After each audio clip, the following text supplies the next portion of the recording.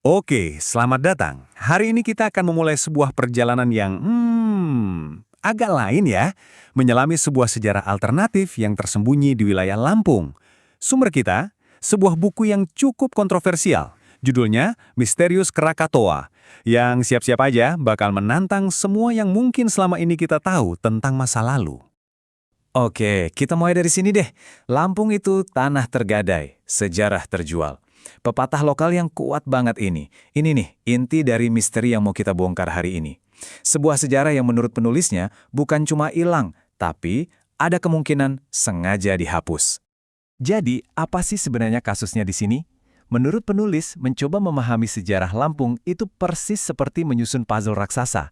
Tapi masalahnya, sebagian besar kepingan puzzle-nya itu hilang. Sisa-sisanya tuh cuma petunjuk-petunjuk kecil yang samar dan tersebar di mana-mana. Coba deh lihat ini, batu raksasa di Tanjung Bintang. Ini contoh nyata dari apa yang dipertaruhkan loh. Ada bukti fisik peradaban kuno persis di depan mata kita. Tapi anehnya, sejarah mainstream itu kayak diem aja. Jawabannya sedikit banget. Nah, si penulis berargumen kalau ini tuh bukan kebetulan. Dia nunjukin gimana situs-situs kuno banyak yang hancur, dukungan buat penelitian juga minim, seolah-olah ini bukti kalau sejarahnya tuh justru sedang ditekan secara aktif.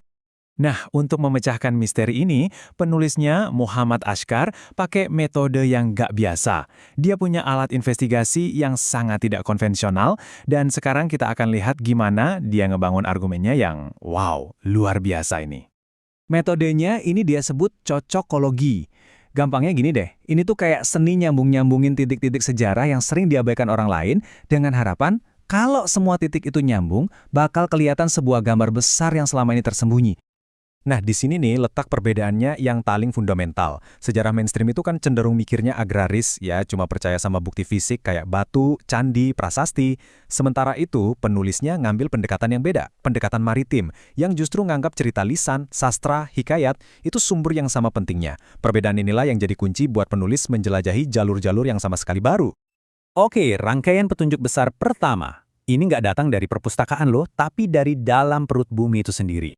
Jadi, buku ini tuh bukan cuma ngomongin letusan 1883 yang kita semua tahu ya. Buku ini ngajuin teori soal serangkaian super letusan dari Krakatau yang terjadi ribuan tahun sebelumnya. Letusan-letusan dahsyat yang fungsinya itu kayak tombol reset buat peradaban, mengubur semuanya di bawah abu dan lautan. Dan menurut teori si penulis, ya ini dia jawabannya. Jawaban dari teka-teki kenapa sejarah Lampung hilang. Sejarah itu nggak benar-benar hilang, tapi terkubur. Terkubur di bawah sisa-sisa bencana geologis